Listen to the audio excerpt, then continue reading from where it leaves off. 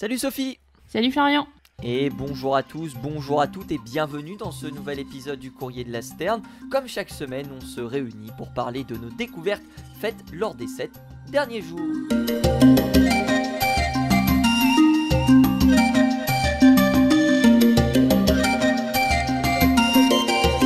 Comment ça va Sophie ?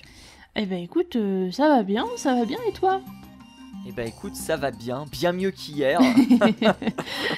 Ça y est, Puisque plus de soucis de voix. il faut savoir que c'est la deuxième fois qu'on enregistre cet épisode, voilà. Qu'on essaye, du moins. Et disons qu'on a un peu trop abusé au karaoké, voilà, ça arrive. Il y en a qui veulent imiter les oiseaux, mais bon, t'as pas le syrinx pour ça, tu vois, et ça passe pas. Ouais. On dit le syrinx. Bah oui. Ah ouais. Ah, je croyais qu'on disait la syrinx. Ah bon ? Ah Ah, non. bah, je viens d'apprendre un truc incroyable. Bah ouais. Bah je sais pas, ça me paraissait logique de dire la syrinx. Bah on dit Puis le que dans larynx, des alors du coup... documentaires, je l'ai appris comme ça. Bah ouais. Ah tiens, bah j'ai appris un truc. Bah justement, c'est le but de l'émission, apprendre des choses. Et aujourd'hui, j'ai envie de dire spécial mésange. Oui, Parce c'est que, vrai, c'est tout à fait On ça, va parler de exactement. mésange à nouveau. Comme toutes les 4 semaines, on parle de mésange dans cette émission. Oui, j'ai l'impression que c'est un thème un peu récurrent quand même, non ? C'est ça. Toi, tu nous parles de quoi aujourd'hui ? Mais moi aujourd'hui j'avais... Bon, c'est de la mésange aussi, mais du coup c'est la mésange de Chine. Et la mésange de Chine qui semblerait a appris la politesse, d'une certaine manière. Donc, Ça, c'est incroyable. Ouais. J'avais consulté l'article rapidement qui était disponible sur Internet. Il y avait beaucoup de choses qui étaient intéressantes à dire. Mais moi, personnellement, je vais commencer par parler d'un sujet d'actualité. Ce qui était assez rare dans l'émission en tant que telle, parce que c'est un sujet d'actualité que vous connaissez tous et toutes, puisqu'on va parler bien, de l'A69 qui pose question, qui pose débat depuis déjà quelques mois. Et bien, cette autoroute va connaître un destin assez original, vous en conviendrez. Veux-tu que je commence, ma chère Sophie, vu que je suis t'es bien partie, ma foi, n'hésite pas. Eh ben, on va partir sur l'autoroute, justement. Allez, l'autoroute voiture. A69, qui, est un projet qui date d'il y a plutôt assez longtemps, puisque c'est un projet qui date de fin 90, début des années 2000. Et l'objectif de cette autoroute qui fait 53 km, c'est de relier les villes de Verfeil à Castres et plus, indirectement, faire une liaison entre Toulouse et Castres, même si la liaison entre Verfeil et Toulouse n'est pas une liaison autoroutière. Donc c'est un projet, comme je l'ai dit, qui est né à la fin des années 90. On a une enquête publique qui a été lancée début 2010, et c'est sous la présidence de François Hollande en 2014 qu'on a commencé réellement à voir l'aboutissement de ce projet d'autoroute, en tout cas la possibilité de pouvoir la construire. Pour cela, il fallait une déclaration d'utilité publique qui a donc été lancée en 2014, qui a abouti en 2018, et en 2021, il y a eu un appel d'offres qui a été lancé, un appel d'offres qui a été récupéré, qui a été gagné par la société Atosca, qui devient le concessionnaire de cette autoroute, un concessionnaire qui a été approuvé en avril 2022, qui doit construire l'autoroute et l'exploiter, tout ça je crois sur une quinzaine d'années, si je dis pas de bêtises. Donc D'accord. voilà, les travaux ont démarré mars 2023, puisque les travaux ont été validés, l'appel d'offres a été validé. Cependant, il y a eu énormément de personnes qui se sont manifestées contre l'avènement de cette autoroute. Plusieurs choses qui sont rapportées par les scientifiques, des impacts sur la biodiversité bien évidemment, de l'altération des paysages. On va y revenir avec un document que vous pouvez consulter et on vous mettra les liens dans la description, mais c'est un document qui est public, vous pouvez vous aussi le trouver sur internet.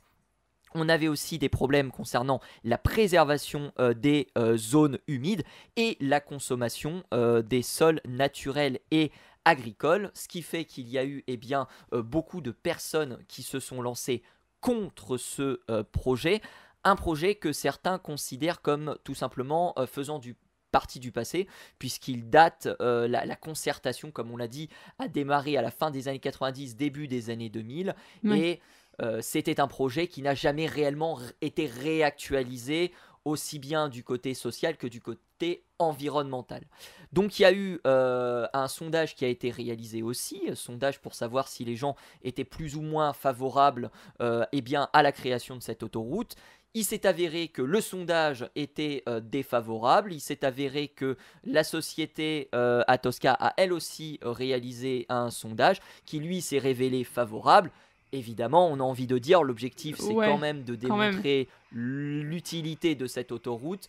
Après, il y a énormément de biais dans ce sondage, comme par exemple le fait qu'il n'y ait que 600 personnes qui étaient interrogées des communes où cette autoroute doit passer, doit partir ou doit arriver. Ce qui est très Oui. peu. Rien qu'à Castres, je pense que vous avez déjà plus de 600 personnes que vous pouvez interroger. Donc voilà, on peut remettre déjà en doute l'utilité de ce sondage. Néanmoins, la société Atosca, lorsque elle a présenté le projet, et pareil, ce sont des informations que vous pouvez retrouver sur leur site, le volet environnement était plutôt important, puisque 23% de l'investissement total était consacré justement à préserver l'environnement avec des aménagements qui ont été réalisés et un tracé de l'autoroute qui a été optimisé pour éviter 4 zones d'enjeux écologiques majeurs. Il y avait même aussi 35 bassins de préservation qui devaient être créés. On avait des hectares aussi de haies, 25 hectares et boisements qui devaient être plantés. Donc le projet en lui-même s'était emparé de cette question environnementale plutôt sérieusement à la vue des chiffres que nous avons. Maintenant, on va parler de quelque chose qui fâche pour ce projet, à savoir le DAE de défrichement, qui est très intéressant. Donc un DAE, qu'est-ce que c'est ? C'est une demande d'autorisation environnementale, c'est un dossier qui est réalisé, et ce dossier doit présenter toutes les pièces spécifiques pour justement pouvoir mettre le projet en état de marche, et ici en l'occurrence demander l'autorisation de défricher et de défricher plusieurs secteurs. Et là on se heurte à un problème très important, ma chère Sophie, c'est le fameux problème de la fragmentation des habitats. Et oui. Parce que cette autoroute, effectivement, va passer par plusieurs bois. On va revenir justement sur notre oiseau d'ici quelques instants. Mais la fragmentation de l'environnement, c'est quelque chose de très très important.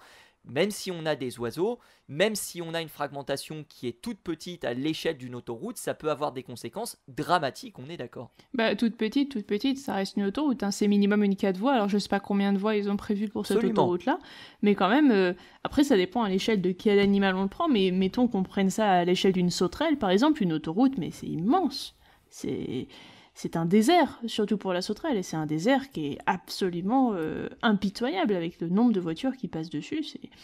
Pour les insectes particulièrement, c'est quelque chose de terrible. D'ailleurs, on le sait. Alors pour les oiseaux, peut-être un peu moins, mais même pour des choses un peu plus grosses, mettons des crapauds par exemple, les autoroutes, c'est meurtrier, hein, c'est terrible. Donc ouais, on n'y pense pas souvent à ces bestioles-là, mais mine de rien, des constructions comme les routes, même des routes toutes simples, ont un gros impact sur l'environnement et comme tu dis, sur la fragmentation des habitants, en séparant des endroits en 2, ou en 3, ou plus, et donc en coupant des populations. Ce qui d'ailleurs peut aboutir à des phénomènes de spéciation, en parlant de ça. Absolument. Absolument, effectivement. Et donc, parmi ces zones, il y a ce qu'on appelle le bois de la Crémade, un bois qui est un peu le point névralgique justement de ce débat entre ceux qui sont pour l'implantation de l'autoroute et ceux qui sont contre l'implantation de cette autoroute. Et il s'avère que le bois de la Crémade a eu la visite d'un petit allié inattendu, à savoir notre mésange bleu, puisque lors de diverses observations, on a remarqué que la mésange bleue était nicheuse à cet endroit. Alors qu'est-ce que ça veut dire ? Ça veut dire que l'OFB a classé cet endroit zone à fort enjeu environnemental et que toute déforestation eh bien, est interdite jusqu'à nouvel ordre. Et ça, c'est référé par l'arrêté du 29 octobre 2029 qui fixe la liste des oiseaux protégés sur l'ensemble du territoire. Là aussi, les documents, vous pouvez les trouver sur Internet et ils sont accessibles pour tous les publics. Et le présent arrêté s'applique aux oiseaux non domestiques, des espèces dont les listes figurent aux articles 3 et 4. Donc aux articles 3 et 4, vous avez la liste des espèces dont la mésange bleue, bien évidemment. Et ces espèces concernées, eh bien, ce sont notamment les espèces ayant niché à au moins une reprise depuis 1981 sur le territoire métropolitain de la France. Ce qui est bien évidemment le cas pour la mésange bleue, c'est un des oiseaux les plus communs de France. Donc bon, voilà, hein, c'est quand même quelque chose. C'est un oiseau plutôt évident à ce niveau-là. Et donc, qu'est-ce qui se passe? Qu'est-ce que dit l'article 3? Eh bien, l'article 3 dit que sont interdits sur tout le territoire métropolitain et en tout temps destruction intentionnelle ou enlèvement des œufs et des nids, destruction, mutilation intentionnelle, capture ou enlèvement des oiseaux dans le milieu naturel, mais surtout perturbation intentionnelle des oiseaux, notamment pendant la période de reproduction et de dépendance, pour autant que la perturbation remette en cause le bon accomplissement des cycles biologiques de l'espèce considérée. Et c'est sur ce point eh bien, que l'OFB est intervenu et a dit que cette zone, le bois de la Crémade, était à fort enjeu environnemental. Et c'est jusqu'au 1er septembre eh bien, que les travaux sont en suspens, travaux qui doivent se terminer en 2025. D'accord, donc c'est pas... On n'a pas bientôt une autoroute, c'est ça? Clairement, exactement, ça on n'a pas bientôt une autoroute. Et c'est un délai qui va sans doute permettre eh bien, aux associations de pouvoir peut-être réaliser d'autres référés et peut-être eh bien, de mettre un terme définitivement à ce projet d'autoroute qui fait parler de lui et qui fait bien parler de lui en France depuis mars dernier. D'accord, bon. Et cette autoroute, elle est vraiment nécessaire parce que tu disais c'est un projet qui date des années 90, mais est-ce que du coup elle est vraiment nécessaire au niveau des transports urbains? Est-ce qu'on a vraiment besoin de cette autoroute en plus pour... Est-ce qu'il y a des gens qui l'utiliseraient, c'est ça? Est-ce qu'il y a eu des critères là-dessus qui ont été faits sur savoir s'il y a vraiment un impact au niveau du transit des personnes et peut-être des biens aussi sur cette autoroute-là? Est-ce que ce serait important? Manifestement, d'après ce que j'ai pu trouver comme information, le point névralgique, comme je l'ai dit, c'est de relier deux lieux qui sont extrêmement importants en termes de population, à savoir Toulouse et Castres, par une gigantesque voie rapide ou une autoroute. Et l'objectif, eh bien, c'est justement de fluidifier les échanges entre ces deux lieux. L'une des personnes qui était les plus favorables à la mise en place de ce système, c'était Pierre Fabre, un des employeurs du Tarn, le premier employeur du Tarn d'ailleurs, qui était à l'origine du projet. Et l'objectif pour lui, c'était eh bien, de faciliter la desserte pour les personnes qui viennent travailler de Toulouse à Castres, et aussi pour que les camions de marchandises puissent traverser plus facilement ce secteur. Et d'ailleurs, il y a des décisions qui ont été menées de lobbying, notamment auprès de certains décideurs politiques, d'après les informations que j'avais pu trouver. Donc voilà, ce sont les principaux points à signaler vis-à-vis de ça. Ok, donc il y aura un intérêt économique au final. Il y aurait effectivement un intérêt économique, effectivement. D'accord, bon, bah, faut espérer. Après, la mésange bleue, je pense que certes, c'est du coup l'oiseau qu'on a pu remarquer, parce que c'est quand même quelque chose, même si c'est pas si gros que ça, c'est quand même quelque chose qu'on remarque bien. Une mésange bleue, c'est assez caractéristique. Mais j'imagine que s'il y a des études qui sont faites sur ces petits bouts de forêt qui vont être coupés en plusieurs morceaux, il est possible qu'on y trouve des espèces endémiques, principalement des insectes certainement, qu'on va pouvoir après étudier sur place et qui vont certainement dire que ce projet-là serait peut-être un peu dommageable pour la biodiversité qui est dans ces endroits-là. Et si ça se trouve, il y a des espèces protégées aussi là-bas, qu'on va devoir ne pas toucher. Donc, C'est fort possible Effectivement, Voilà. effectivement. Selon l'autorité environnementale, le projet d'autoroute mettait en avant un certain nombre d'enjeux qu'on a cités précédemment, notamment fragmentation du territoire. On en a parlé avec la fragmentation des forêts. Mhm. On n'a pas parlé de la pollution aussi. Et puis, bien évidemment, tout ce qui est risque sanitaire avec le transport de ces camions, avec des marchandises plus ou moins controversées. Oui, ça, malheureusement, c'est un peu le problème. Hein, c'est l'humain, ça. J'ai envie de Mm. dire, pour qu'une ville fonctionne, il y a toujours ce genre de marchandises qui arrivent. Hein. Bon, bah, c'est effectivement un sujet d'actualité. Hein, c'est un peu polémique. Qu'est-ce qu'on fait dans la polémique maintenant? Oh ben non, mais c'est pas question de dire si les gens ont raison ou tort. L'objectif c'est juste de présenter les faits et par la suite, eh bien, de dire qu'un oiseau a mis à mal une certaine opération. Pas spécialement de polémique là-dedans, je pense. D'accord. Après, je peux peut-être me tromper, hein, mais l'objectif c'est d'être surtout factuel. Ça c'est Ah ça, bah c'est oui. une évidence. Ça, c'est sûr. Non, mais c'est bien d'avoir présenté comme tu l'as fait, parce qu'effectivement, on peut voir les différents enjeux, que ce soit d'un côté et de l'autre. Donc ça fait toujours plaisir d'avoir un avis assez ouvert, finalement. C'est agréable. Plutôt que de prendre parti.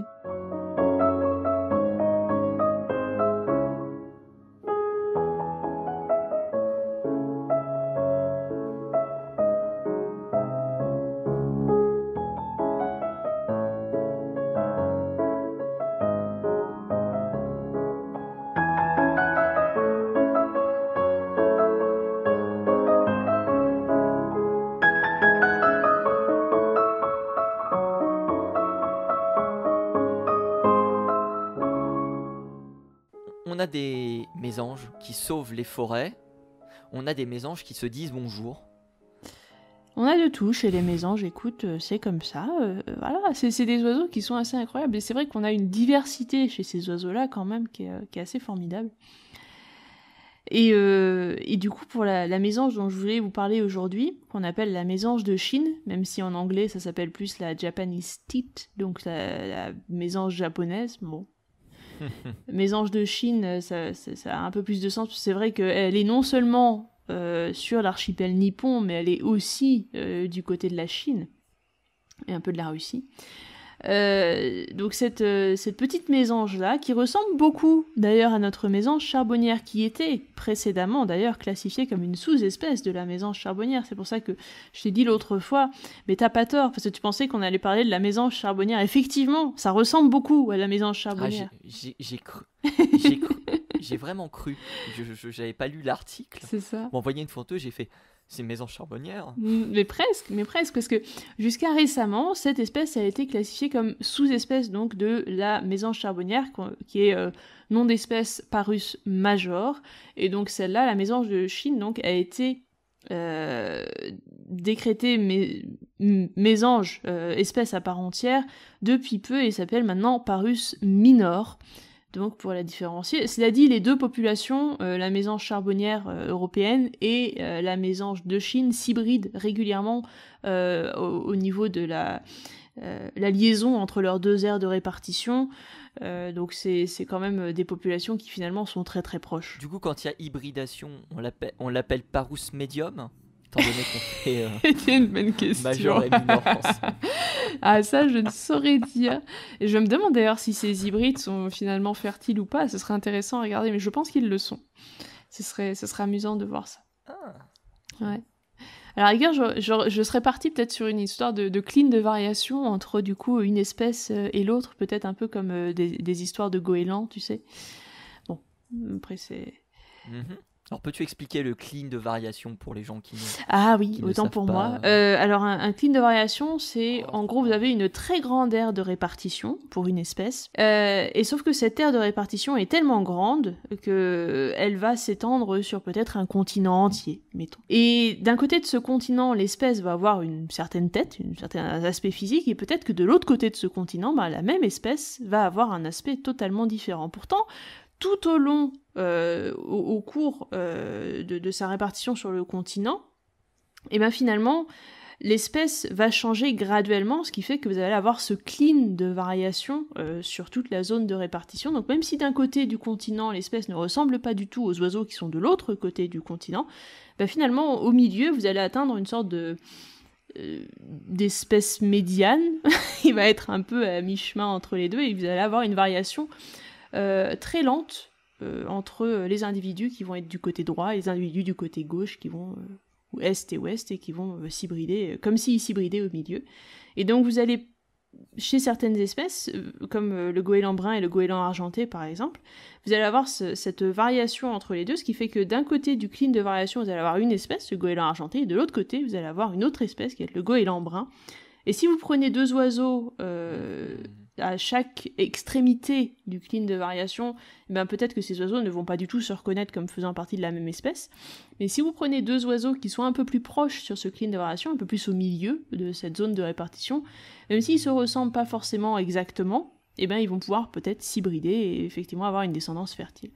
Donc c'est ce qu'on appelle un clean de variation. Donc pour moi, ça ressemble un peu à ça, c'est-à-dire qu'on a la mésange charbonnière d'un côté en Europe, et la mésange de Chine de l'autre côté, qui lui ressemble pas mal finalement, et qui est aussi capable de s'hybrider avec la mésange charbonnière au milieu de son aire de répartition, et qui a certainement des caractéristiques physiques de l'un et de l'autre à la fois.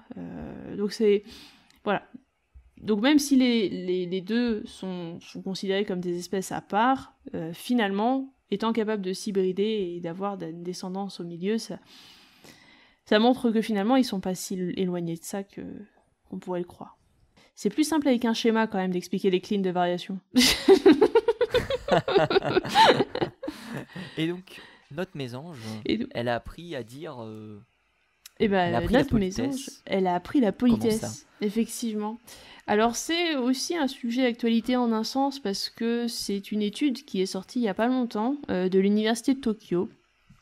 Et les chercheurs qui... D'ailleurs c'est une équipe qui a étudié la mésange de Chine pendant pas mal d'années, je crois une quinzaine d'années au total, ce qui est quand même pas si mal. Et ils ont étudié notamment des mésanges, des couples de mésanges qui étaient en période de reproduction et qui donc rentraient au nid pour aller nourrir les petits. Et chez ces couples de mésanges, ils ont remarqué un phénomène assez intéressant, c'est que avant de rentrer dans le nid, les mésanges se saluaient d'une certaine manière en faisant un peu vibrer leurs ailes sur le côté, et ils avaient cette sorte de mouvement des ailes, ce geste un peu particulier, avant soit d'entrer dans le nid, soit de laisser leur partenaire entrer dans le nid en premier. Et ce qui est très intéressant, c'est que ce mouvement des ailes, finalement, n'est pas vraiment... C'était pas juste pour voler, c'était pas un but... c'était pas un acte, en quelque sorte, c'était pas quelque chose qui allait physiquement faire quelque chose, une différence, c'était plus une manière de communiquer avec l'autre dans le couple, pour finalement lui dire va au nid, ou alors ne va pas au nid, j'y vais.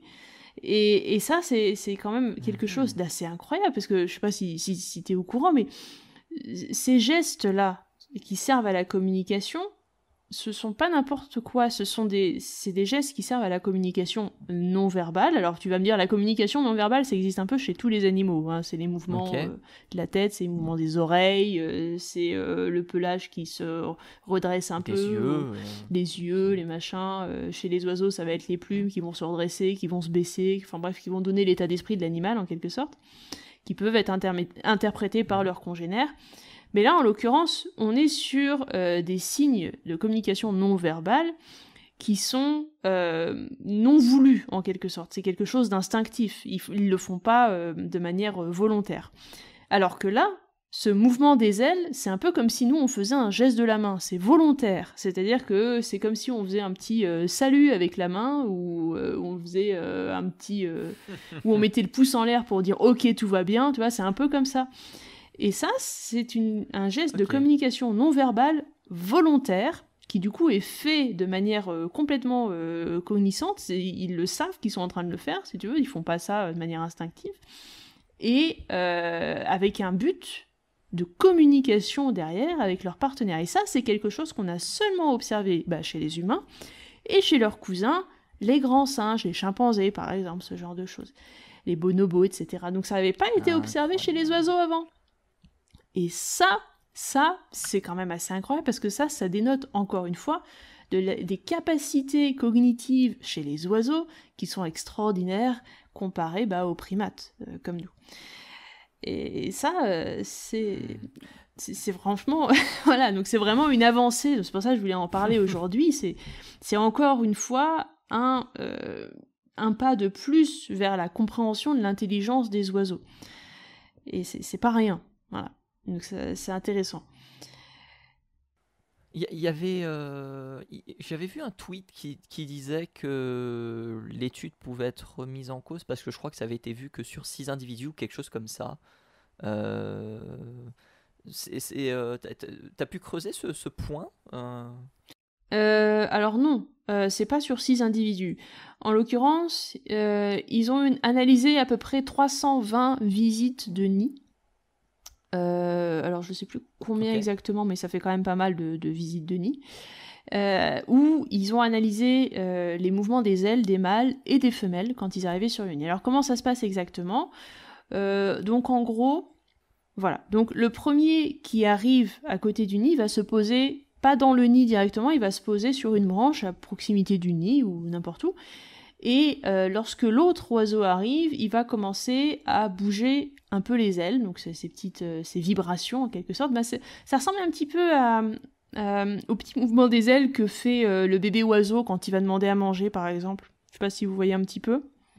Mais souvent, il bouge un peu les ailes sur les côtés comme ça, en faisant des petits pépiments pour demander à manger aux parents. Là, c'est pareil, sans les pépiments du coup, mais c'est juste un petit mouvement des ailes comme ça. Et un petit mouvement des ailes qui n'est pas dirigé vers le nid, il est dirigé vers l'autre oiseau. Ça aussi c'est important, c'est à noter. C'est dirigé vers le partenaire. C'est-à-dire qu'on regarde le partenaire quand on fait ça. Donc il arrive en premier, il fait ce petit mouvement des ailes, et donc en faisant ce petit mouvement des ailes, dans la majorité des cas, le partenaire voyant le mouvement en question va rentrer dans le nid en premier. Lorsque le premier oiseau arrive à proximité du nid et ne fait pas ce petit mouvement des ailes, généralement c'est lui qui rentre dans le nid en premier. Et donc c'est là en fait qu'on a commencé à comprendre que déjà ce petit mouvement d'ailes n'arrivait que lorsque les deux oiseaux étaient ensemble, c'est-à-dire que si jamais il y en a qu'un seul, il le fait pas, tout simplement.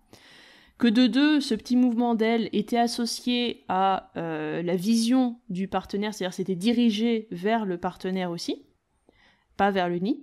Donc définitivement, il y avait quand même une décision de montrer ce mouvement à l'autre. Donc c'était quand même c'est intéressant aussi. Et ensuite qu'il y avait une corrélation directe entre la réaction du partenaire et le mouvement des ailes. Et ça aussi, c'est très intéressant du coup, ce qui montre que vraiment il y a une intention de communication et qu'il y a une réponse derrière à cette communication. Et donc ça, c'est pas rien. Donc on avait quand même plus de 300 visites de nid avec du coup ce comportement qui a été observé ou pas en fonction des cas. Donc c'est quand même pas mal, mine de rien, au niveau statistique. Après, c'est vrai qu'on peut... C'est la première étude sur ce mouvement-là, donc c'est vrai qu'on peut se demander si peut-être est-ce qu'on pourrait essayer de le prouver avec deux oiseaux.